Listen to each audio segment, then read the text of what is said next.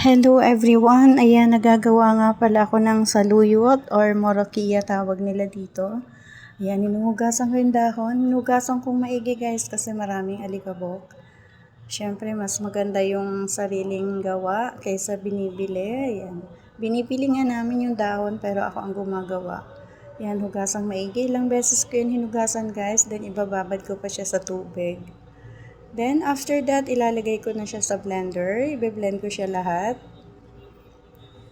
Stock ko yan guys dito kasi tuwing magluluto ako, yan kumukuha lang ako ng paisa-isang balot sa freezer. So, ayan na nga. Ibe-blend ko na. Ayan. Masarap to guys. Try nyo. Ayan. Ano lang siya, ginigisa ko lang siya sa chicken or meat, pwede rin kahit saan. Then, yung seasoning, syempre, hindi mawawala yung kanilang seasoning. Pero sa atin, medyo okay na. Dito napakaraming seasoning, guys. Ayan, babalot-balot ko siya, guys. Then, after that, ilalagay ko siya sa freezer. So, marami nga akong nagawa.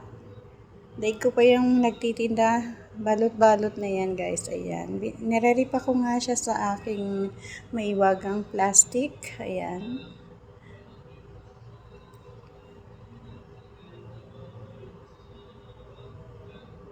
Ang hirap magawa niyan guys, daming proseso.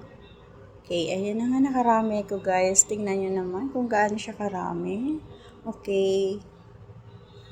Okay, ayan ang aking nagawa.